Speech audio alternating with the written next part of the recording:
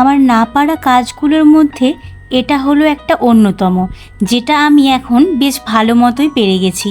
কাজ করতে করতে এমন একটা নেশায় পুরো মাতোয়ারা হয়ে গেছি, জানি না কখন কিভাবে কতগুলো যে করে ফেলছি ক্লে দিয়ে জুয়েলারি, বুঝতেই পারছি না।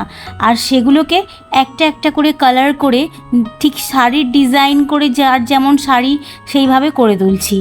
আমি যদিও এগুলো বাড়ির সবাইয়ের জন্য বানিয়েছি, তবে আমার কাছে আমার বন্ধুদের যদি কারো এটা পছন্দ হয়ে থাকে, যারা আমার কাছে পিঠে থাকো, তারা কিন্তু অবশ্যই আমাকে কমেন্ট করে বলতে পারো বা আমার সঙ্গে কানেক্টেড হতে পারো এই বিষয়ে যে তোমাদের এটা প্রয়োজন।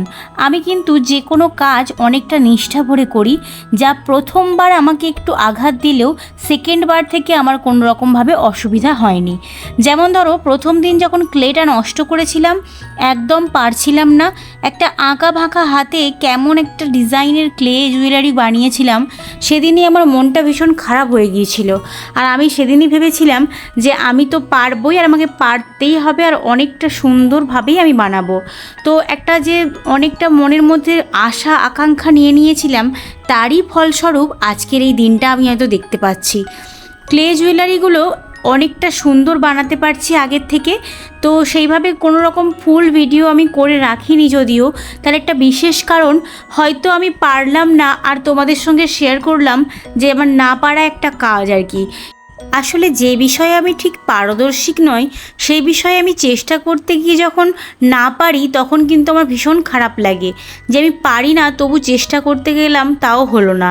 তাই জন্য আর ফুল ভিডিও করিনি। যদি না হয় তোমাদের সামনে কীভাবেই বা বলবো যে আমি চেষ্টা করেছি, হয়নি আর আমি পারলাম না।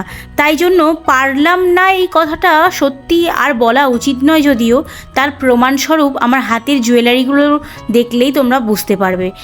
এখনও পর্যন্ত যতগুলো ডিজাইন বানিয়েছি, ততগুলো সব কিছুর ভিডিও আমি তোমাদের সঙ্গে শেয়ার করিনি, শুধুমাত্র এইটুকুই শেয়ার করলাম। তবে এই ক্লে জুয়েলারিগুলো ঠিক কেমন লাগলো প্লিজ প্লিজ কমেন্ট করে জানাতে ভুলবে না।